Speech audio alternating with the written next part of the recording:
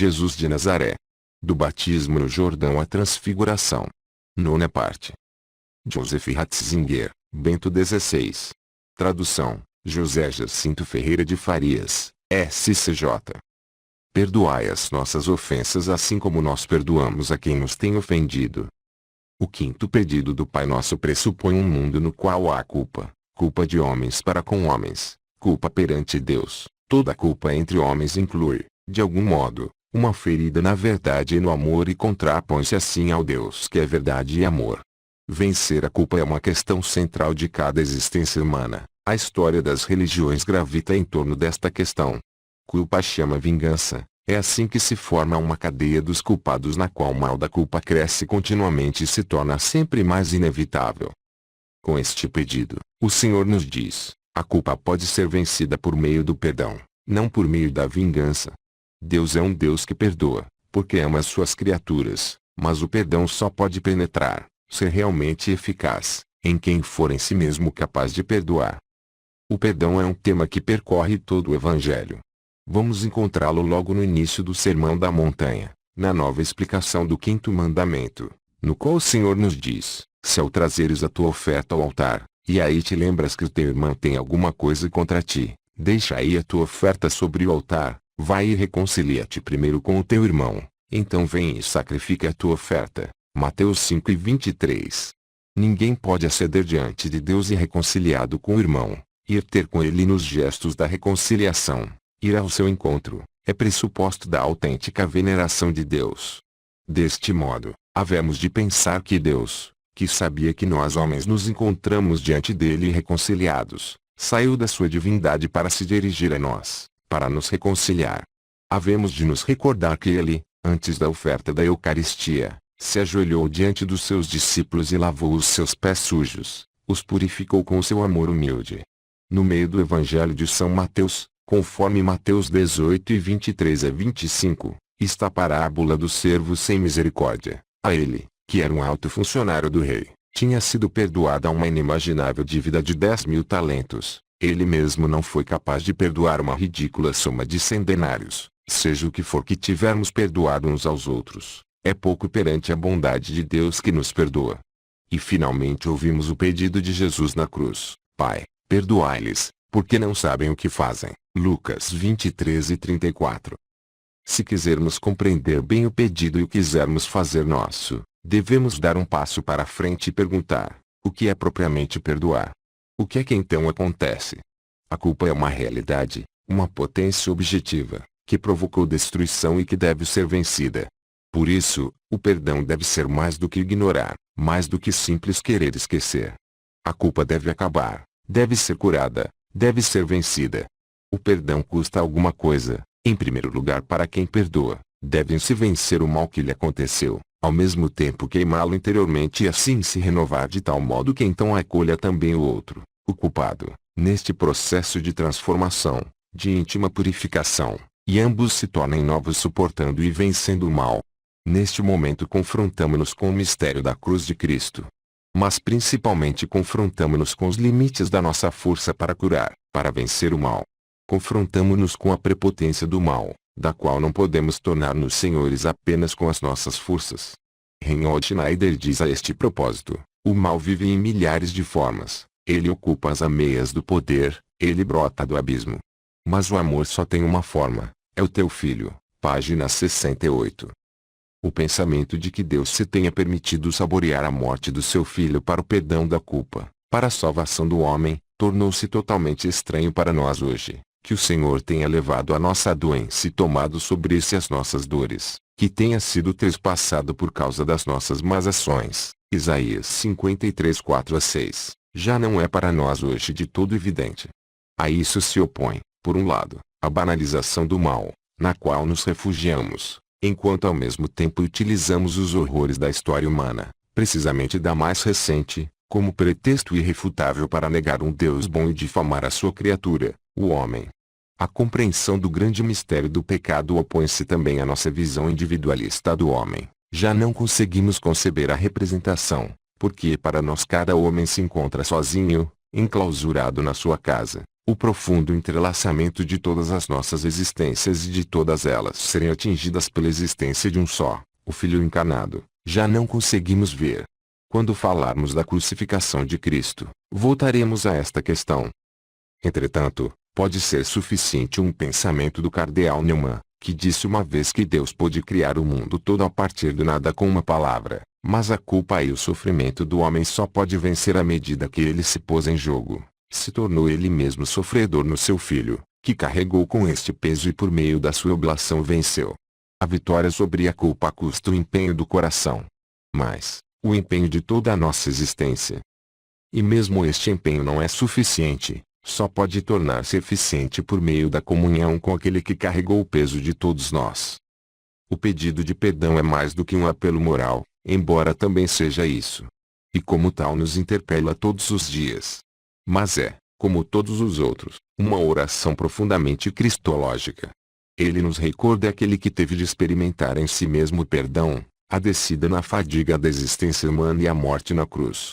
Deste modo, ele nos chama, sobretudo para com ele, em profunda gratidão, suportarmos o mal e acabarmos com ele por meio do amor. E quando todos os dias tivermos de reconhecer quão poucas são as nossas forças para aí chegarmos, então este pedido do Pai Nosso oferece-nos a grande consolação de os nossos pedidos estarem guardados na força do seu amor e com ele, por ele e nele poderem tornar-se força de salvação. E não nos deixes cair em tentação. A formulação deste pedido é para muitos escandalosa. Deus não nos conduz à tentação. Na realidade, diz-nos São Tiago, ninguém que cair em tentação pode dizer, fui levado por Deus à tentação. Pois Deus não pode ser tentado a fazer o mal e ele mesmo não leva ninguém à tentação. Tiago 1,13. A tentação vem do demônio, mas faz parte da missão messiânica de Jesus vencer as grandes tentações que desviaram a humanidade de Deus e continuam a desviar. Ele deve, como vimos, suportar as tentações até a morte na cruz e assim nos abrir o caminho da redenção. Não é só depois da morte, mas também nela e em toda a sua vida, que, por assim dizer, deve descer ao inferno, ao espaço das nossas tentações e derrotas, para nos pegar pela mão e nos trazer para cima. A carta aos Hebreus atribuiu a este aspecto um valor muito especial, evidenciou como uma parte essencial do caminho de Jesus, porque ele mesmo foi conduzido à tentação e sofreu, pode ajudar aqueles que são levados à tentação. Hebreus 2:18. Nós de fato não temos um sumo sacerdote que não possa compadecer-se com as nossas fraquezas, mas um que em tudo foi tentado como nós, mas que não pecou. Hebreus 4:15. Uma vista de olhos no livro de Jó, no qual, sob muitos aspectos, é já desenhado o mistério de Cristo, pode ajudar-nos em outros esclarecimentos. Satanás escarnece do homem para escarnecer de Deus, a sua criatura, que ele criou à sua imagem, é uma criatura miserável. Tudo o que nela parece bom é apenas fachada. Na realidade, o que interessa ao homem, a cada homem, é apenas e sempre o próprio bem-estar. Este é o diagnóstico de Satanás, que o Apocalipse caracteriza como o acusador dos nossos irmãos, que os acusa dia e noite diante de Deus. Apocalipse 12:10. A difamação do homem e da criação é, em última análise, difamação de Deus, justificação para a sua renúncia. Satanás quer demonstrar em Jó a sua tese, quando tudo lhe for tirado, também ele deixará cair a sua piedade. Então Deus dá a Satanás a liberdade para a provação, mesmo se com limites bem definidos. Deus não deixa o homem cair, mas ser provado. Aqui aparece de modo muito suave, quase imperceptível, o mistério da representação que alcança a grande forma em Isaías capítulo 53. Os sofrimentos de Jó servem para a justificação do homem. Ele restabelece, por meio da sua fé conservada no sofrimento, a honra do homem. Assim, os sofrimentos de Jó são antecipadamente sofrimentos em comunhão com Cristo, que restabeleceu para todos nós a honra perante Deus e nos mostra o caminho para, mesmo na obscuridade, não perdermos a fé em Deus. O livro de Jó pode também nos ajudar numa distinção entre provação e tentação. Para se tornar maduro, o homem precisa de provação, para realmente encontrar uma piedade numa sempre mais fundamentada comunhão de ser com a vontade de Deus. Tal como o sumo da uva deve fermentar para se tornar um vinho generoso, do mesmo modo o homem precisa de purificações, de transformações, que são perigosas para ele, nas quais pode cair, mas que também são caminhos indispensáveis para chegar a si mesmo e a Deus. O amor é sempre mais um processo de purificações, de renúncias, de dolorosas transformações de nós mesmos e assim caminho de maturidade. Quando São Francisco Xavier em oração com Deus podia dizer, eu amo-te não porque tu tens o céu ou a terra para dar, mas simplesmente porque tu és, meu Rei e meu Deus, é porque certamente tinha sido necessário um longo caminho de interiores purificações até chegar a esta última liberdade, um caminho da maturação, no qual a tentação e o perigo da queda espreitavam, e no entanto, um caminho necessário. Assim, já podemos explicar de modo mais concreto o sexto pedido do Pai Nosso. Com ele dizemos a Deus, eu sei que preciso de provações para que o meu ser se torne puro. Se tu sobre mim dispões estas provações, se tu, como em Jó, dás ao mal um pedaço de espaço livre, então pensa, por favor, na medida limitada da minha força. Não confies demasiado em mim. Não puxes para demasiado longe os limites dentro dos quais eu posso ser tentado, e estejas próximo com a tua mão protetora, quando se tornar demasiado para mim. Foi neste sentido que São Cipriano explicou este pedido. Ele diz, quando pedimos e não nos conduzas à tentação, expressamos a consciência de que o inimigo não pode tudo contra nós, se não lhe for antes permitido, de modo que, no nosso temor, a nossa doação e a nossa atenção se voltam para Deus, porque a mal nada é permitido, se não lhe for dado o pleno poder para isso. E ele explica então ponderadamente a forma psicológica da tentação, de tal modo que pode haver duas diferentes razões pelas quais Deus concede ao mal um poder limitado. Isso pode acontecer por penitência, para dominar o nosso orgulho, para que experimentemos de novo a pobreza da nossa fé, da nossa esperança e do nosso amor e não nos vangloriemos de sermos grandes por nós mesmos. Pensemos no fariseu que conta a Deus as suas próprias obras e que parece não necessitar de nenhuma graça. Infelizmente, São Cipriano não explica mais detalhadamente o que significa a segunda espécie da provação, a tentação que Deus nos impõe a de gloriam, pela glória, para a sua glória. Mas não devemos aqui pensar que Deus carregou com uma carga de tentação especialmente pesada aqueles homens que lhe estavam mais próximos, os grandes santos, desde Santo Antão, no deserto até Santa Teresa de Lisieux, no mundo piedoso do seu Carmelo. Eles se situam, por assim dizer, no seguimento de Jó, como apologia do homem, que é ao mesmo tempo defesa de Deus. Mas ainda, eles estão de um modo muito especial em comunhão com Jesus Cristo, que sofreu até o fim as nossas tentações. Eles são chamados a vencer as tentações no seu próprio corpo, na sua própria alma, suportá-las por nós, as almas habituais, e nos ajudar a chegar àquele que tomou sobre si a carga de todos nós. Na nossa oração do sexto pedido do Pai Nosso deve estar contida, por um lado, a disponibilidade para tomarmos sobre nós mesmos a carga na provação que nos está atribuída. Mas por outro lado trata-se precisamente do pedido para que Deus não nos atribua mais do que aquilo que podemos aguentar, que Ele não nos deixe escapar das suas mãos. Nós dizemos esta oração na certeza confiante para a qual São Paulo nos deu estas palavras, Deus é fiel, Ele não vai permitir que sejais tentados acima das vossas forças. Na tentação Ele há de encontrar para vós um caminho de saída, de tal modo que a ela possais resistir. 1 Coríntios 10:13. Mas livrai-nos do mal. O último pedido do Pai Nosso retoma o penúltimo e transforma-o numa proposição positiva, deste modo, ambos os pedidos pertencem intimamente um ao outro. Se no penúltimo pedido domina o nada não dará ao mal espaço para além do suportável, no último chegamos à esperança central da nossa fé no Pai. Salvai-nos, redimi-nos, libertai-nos. Trata-se em última instância do pedido pela salvação. De que é que queremos ser salvos? A nova tradução do Pai Nosso diz do mal e deixa assim aberta a questão de se saber se se trata do mal ou do mal. Em última instância, ambas as leituras não podem ser separadas. Sim, nós vemos perante nós o dragão de que fala o Apocalipse, Apocalipse 12:13.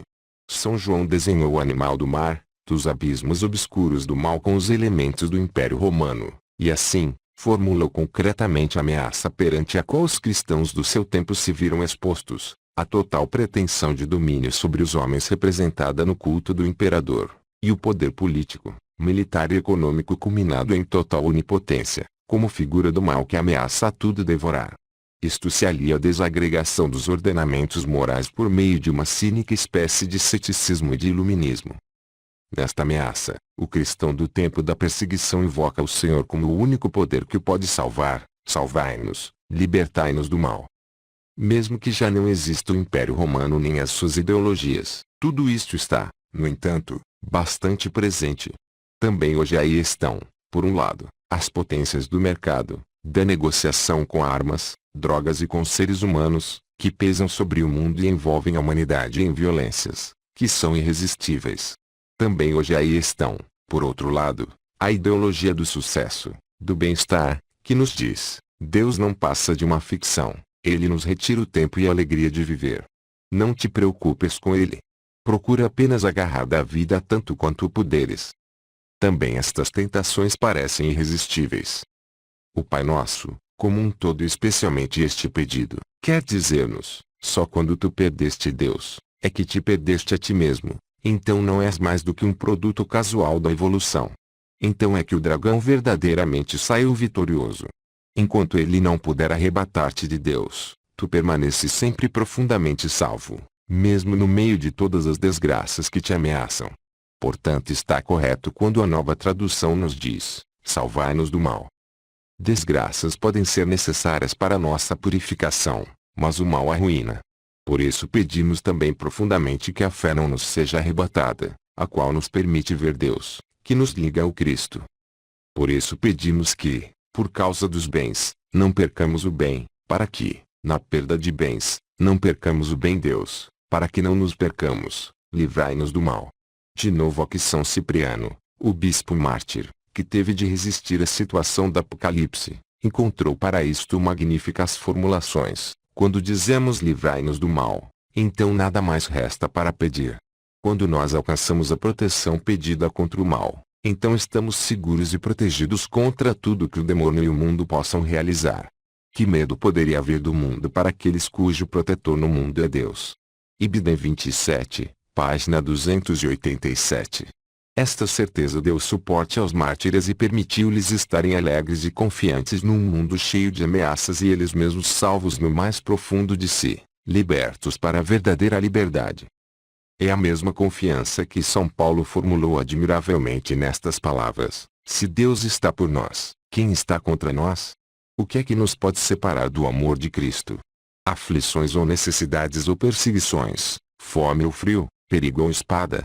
Tudo isso vencemos através daquele que nos amou. Porque eu estou certo, nem a morte nem a vida, nem anjos nem potestades, nem o presente nem o futuro, nem poderes do alto nem das profundidades nem qualquer outra criatura podem separar-nos do amor de Deus que está em Cristo, nosso Senhor. Romanos 8:31-39. Neste sentido, regressamos com este último pedido aos três primeiros, uma vez que pedimos a libertação do poder do mal. Pedimos em última instância o reino de Deus, a nossa unidade com a sua vontade, a santificação do seu nome. Os orantes de todos os tempos entenderam este pedido de um modo ainda mais vasto. Nas aflições do mundo pediram a Deus que pusesse um termo às desgraças que devastam a humanidade e a nossa vida. Este modo muito humano de explicar o pedido foi introduzido na liturgia, em todas as liturgias, com exceção da bizantina. O último pedido do Pai Nosso é alargado numa única oração, assim formulada na antiga liturgia romana: livrai-nos, Senhor, de todos os males, passados, presentes e futuros.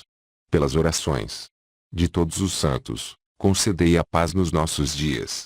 Vinde em nossa ajuda com a vossa misericórdia, para que estejamos sempre livres dos pecados e seguros perante as perturbações. Sentimos aqui as necessidades de tempos sem paz. Sentimos o grito por uma redenção envolvente. Este embolismo com o qual nas liturgias o último pedido do Pai Nosso é reforçado mostra a humanidade da Igreja. Sim, nós devemos pedir ao Senhor que Ele liberte o mundo, nós mesmos e os muitos homens e povos que sofrem das aflições que tornam a vida quase insuportável. Nós podemos e devemos conceber esta extensão do último pedido do Pai Nosso como um exame de consciência, como apelo para colaborar para que a superpotência do mal seja quebrada. Mas para isso deve permanecer diante dos nossos olhos a autêntica ordem dos bens e a relação das desgraças com o mal. O nosso pedido não deve cair no que é secundário, Também nessa explicação do Pai Nosso permanece central que nós somos libertos do pecado, que nós reconhecemos o mal como autêntica desgraça e que o nosso olhar nunca seja desviado do Deus vivo. Capítulo 6. Os discípulos. Em todos os capítulos da ação de Jesus que até agora consideramos, tornou-se claro que pertence a Ele o nós da nova família que Ele congregou por meio da sua pregação e da sua ação. Tornou-se claro que este nós desde o seu começo foi pensado universalmente, não se baseia na descendência, mas sim na comunhão com Jesus, de que Ele mesmo é a viva Torá de Deus. Este nós da nova família não é desprovido de forma.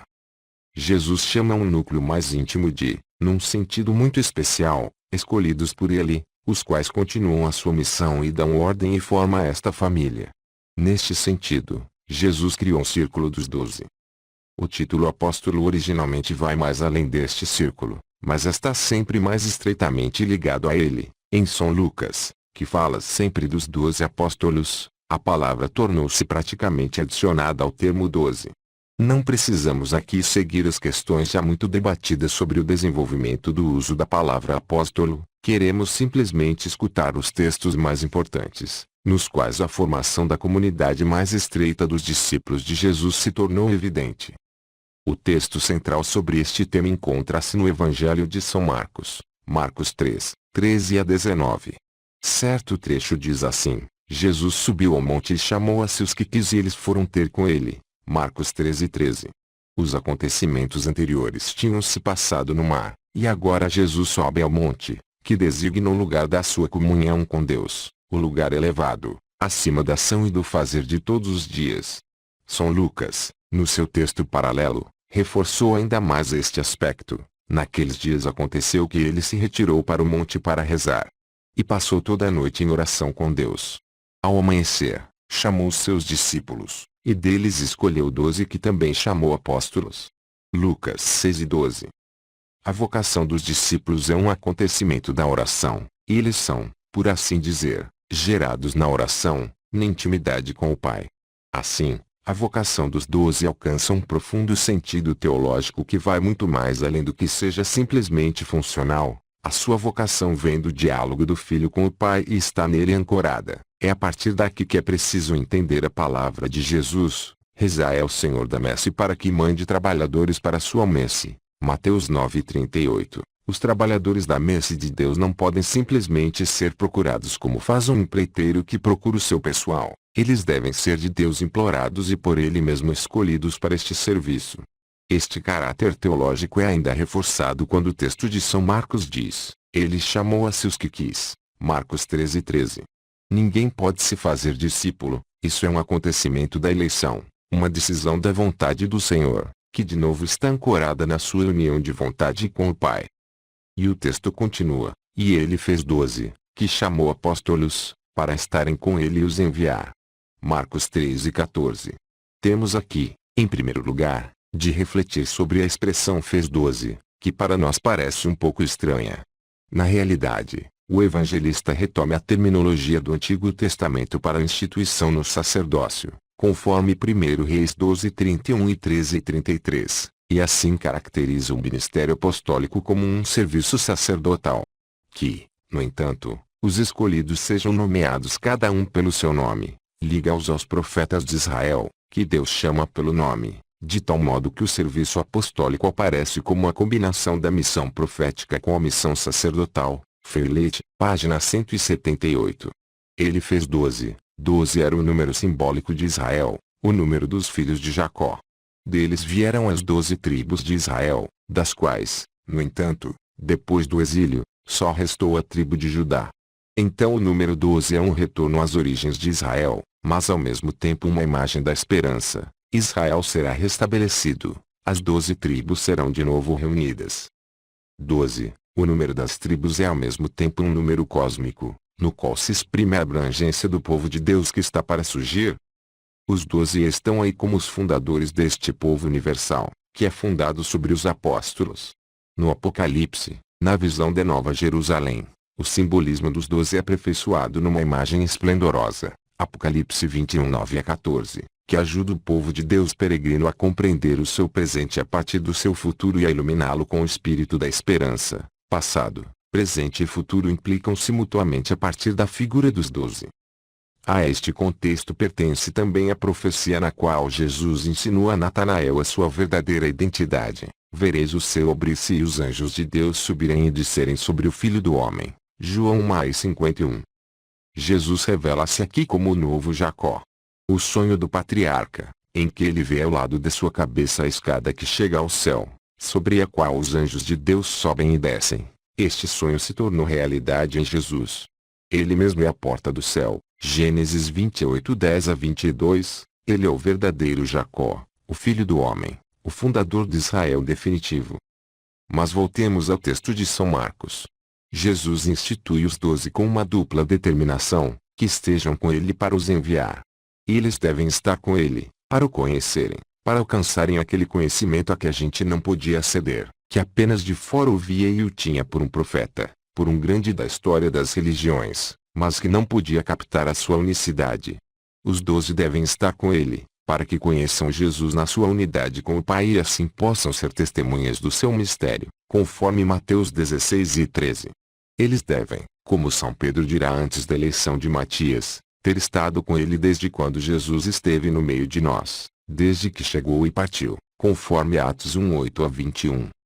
Eles devem chegar da mais exterior até a íntima comunhão com Jesus, poderia dizer-se. Mas ao mesmo tempo eles estão lá para serem enviados por Jesus, precisamente apóstolos, para levar a sua mensagem ao mundo, em primeiro lugar às ovelhas perdidas da casa de Israel, e depois até os confins da terra. Estar com Jesus e ser enviado parece, à primeira vista, que são coisas excludentes, no entanto estão claramente interligados. Eles devem aprender a estar de tal modo com ele que estão com ele mesmo quando vão para os confins do mundo. Estar com ele leva em si como tal a dinâmica da missão, porque todo o ser de Jesus é já missão. Para o que eles, segundo este texto, são enviados. Para pregarem e com o poder para expulsarem os demônios. Marcos 3:14. São Mateus descreve o conteúdo da missão um pouco mais. E ele lhes deu o poder para expulsarem os espíritos impuros e para curarem todas as doenças. Mateus 10:1. A primeira missão é a pregação, oferecer aos homens a luz da palavra, a mensagem de Jesus. Os apóstolos são antes de mais nada evangelistas, tal como Jesus, eles anunciam o reino de Deus e reúnem assim os homens para a nova família de Deus. Mas a pregação do reino de Deus não é nunca simples palavra, nunca simples instrução. Ela é acontecimento, tal como Jesus mesmo é acontecimento, palavra de Deus em pessoa.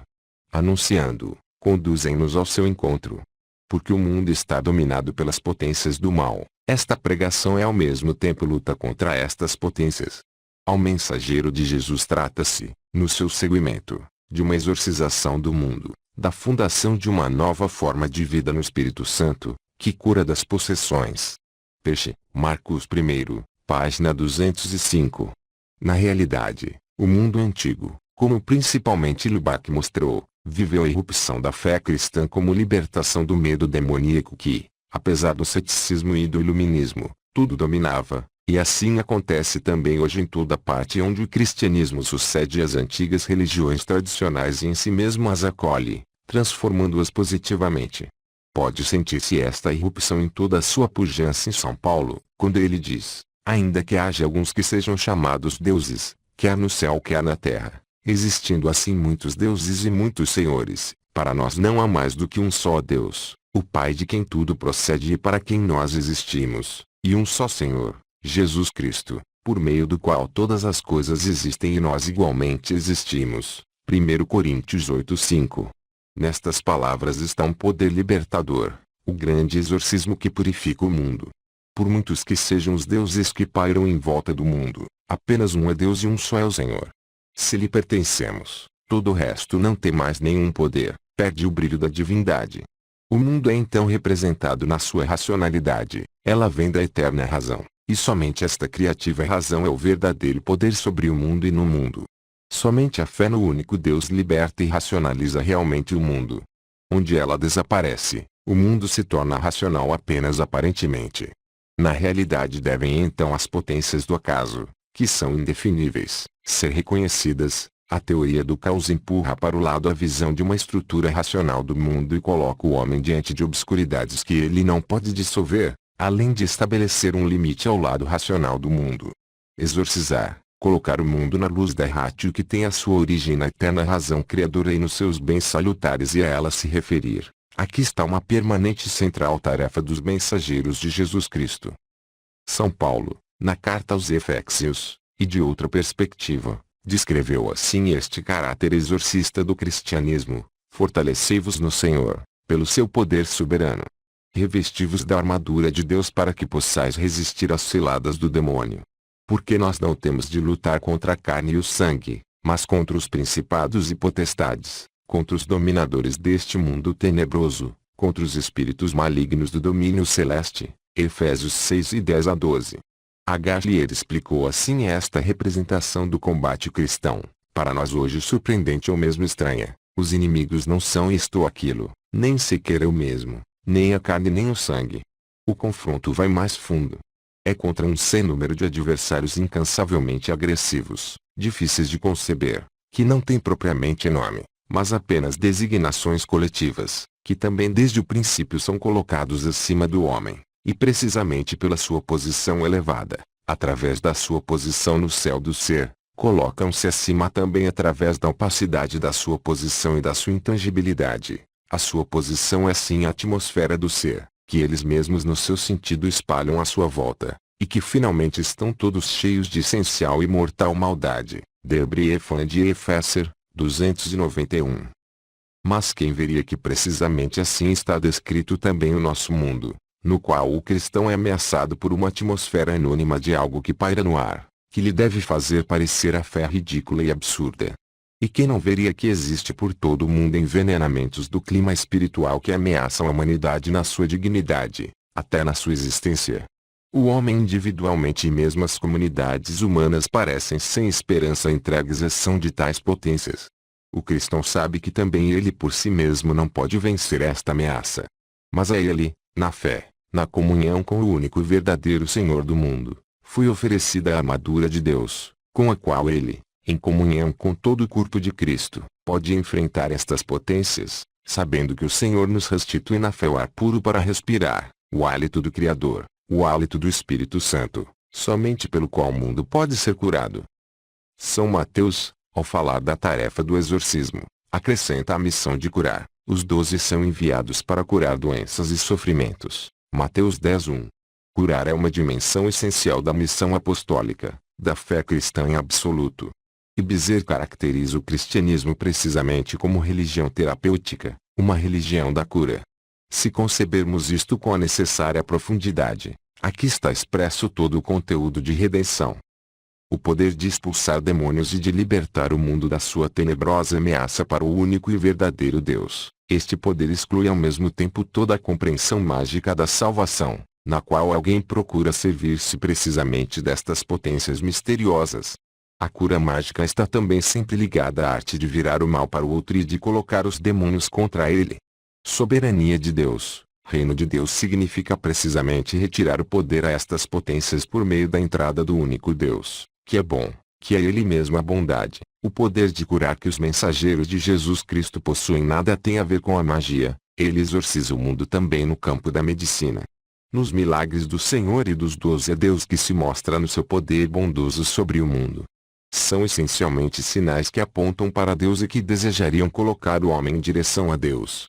Somente a união com Ele é que pode ser o verdadeiro processo da cura do homem.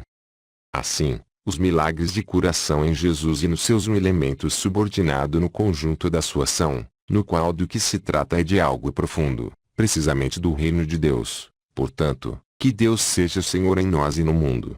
Como o exorcismo expulsa o medo dos demônios e entrega o mundo, que vem da razão de Deus, à razão do homem, assim também a cura pelo poder de Deus é chamada para que o homem acredite em Deus e que utilize as forças da razão para o serviço da salvação. Mas aqui se entende sempre uma razão aberta, que escuta Deus e que a partir daqui reconhece o homem como unidade de corpo e de alma. Quem realmente queira curar o homem deve vê-lo na sua totalidade e deve saber que a sua última cura só pode ser o amor de Deus. Mas voltemos ao nosso texto de São Marcos. Depois da informação sobre a missão, Os 12 são designados pelo nome. Já tínhamos visto que isto indica a dimensão profética da sua missão. Deus conhece-nos pelos nomes, chama-nos pelos nomes. Não podemos esboçar aqui e agora cada uma das figuras do círculo dos 12 a partir da Bíblia e da tradição. Importante para nós é a composição do conjunto, e este é altamente heterogêneo. 2 do grupo vem do partido dos Zelotes, Simão, o qual em São Lucas, 6 e 15, se chama Zelota, em São Mateus e em São Marcos, Cananeu, o que, porém, segundo os conhecimentos da mais recente investigação, significa o mesmo. Depois Judas, a palavra Iscariotes pode talvez significar simplesmente o homem de Chariote, mas também o pode caracterizar como sicário, uma variante radical dos zelotes. O fervor zelos, pela lei, que deu nome a este movimento, viu os seus modelos nos grandes fervorosos da fé de Israel, começando com Pinchas, que matou um israelita que servia aos ídolos diante de toda a comunidade, Números 25, 6 a 13, até Matatias, o fundador dos Macabeus, que começou a revolta contra a tentativa feita pelo rei helenista Antíoco de extinção da fé de Israel, matando um conformista que, de acordo com a ordem do rei, quis publicamente sacrificar os ídolos. 1 Marcos 2 e 17 a 28. Os zelotes viam esta cadeia histórica de grandes fervorosos como uma herança obrigatória, que devia ser então aplicada contra a potência romana ocupante.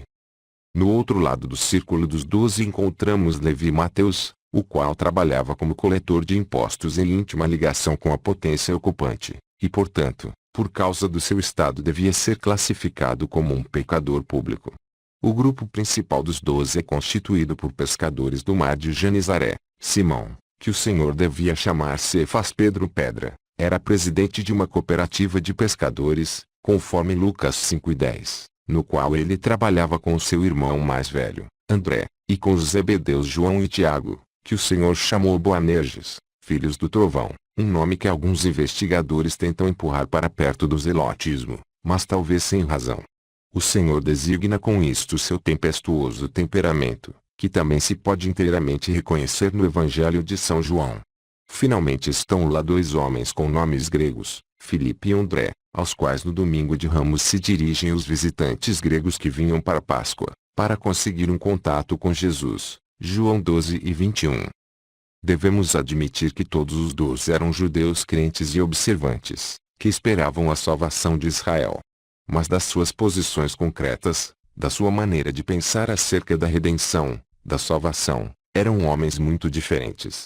Podemos assim imaginar como era difícil introduzi-los lentamente no novo caminho misterioso de Jesus, quantas tensões tinham de ser superadas, de quantas purificações, por exemplo, precisava o fervor dos zelotes para, finalmente, ser um só com o fervor de Jesus, que o Evangelho de São João narra, João 2,7, o seu fervor termina na cruz.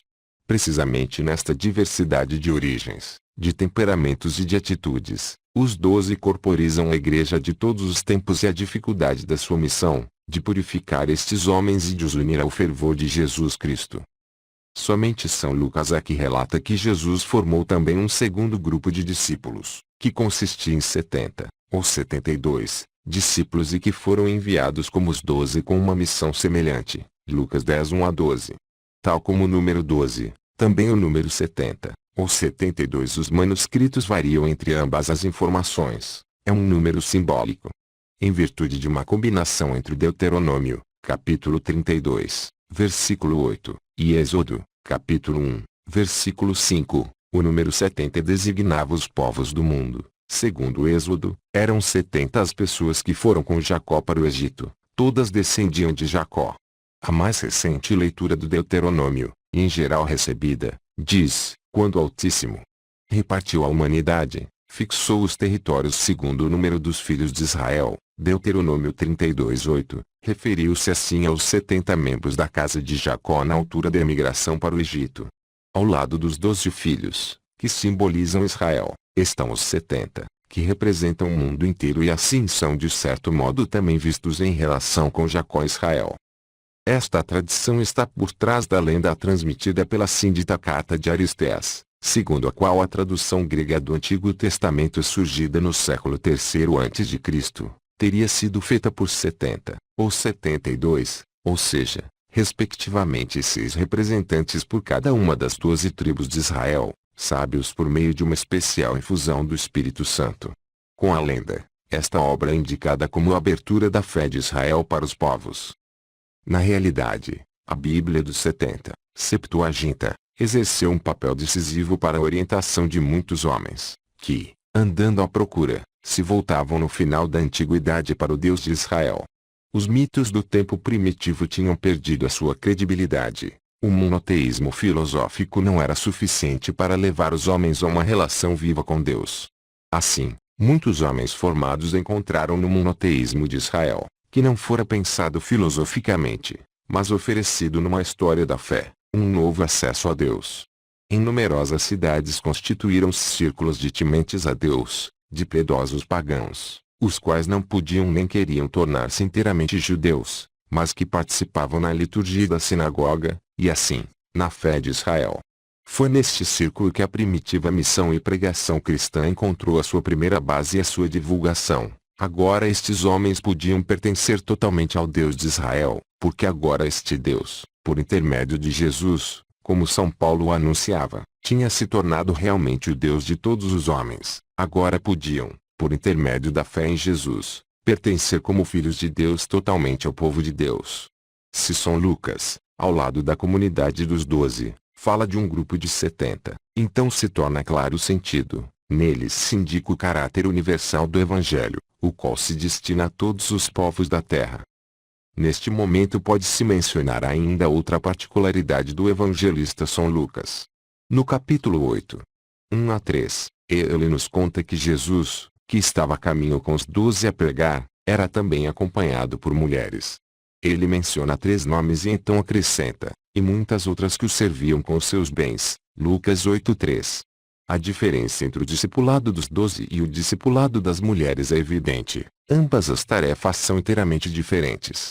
Mas São Lucas torna claro, no entanto, o que também nos outros evangelhos aparece de muitos modos, que muitas mulheres pertenciam à comunidade restrita dos crentes e que o seu caminhar crente com Jesus era essencial para sua constituição, como aliás deveria mostrar-se de um modo especialmente impressionante junto à cruz e na ressurreição. Talvez faça sentido aqui chamar precisamente a atenção para algumas peculiaridades do evangelista São Lucas, tal como ele de um modo especial estava aberto para o significado das mulheres. Do mesmo modo é também o evangelista dos pobres, em que se observa a inconfundível opção preferencial pelos pobres. Mesmo a respeito dos judeus, ele mostra uma especial compreensão, as paixões que se tinham desenterrado por meio da separação que se iniciava entre a sinagoga e a igreja em formação, e cujos sinais foram registrados em São Mateus e em São João, quase não se encontram nele. Especialmente característico parece-me o modo como ele conclui a história do novo vinho e dos antigos ou novos odres. Em São Marcos está assim: ninguém encherá odres velhos com vinho novo. Se o fizer, o vinho rompe os odres, de tal modo que se perdem tanto o vinho como os odres.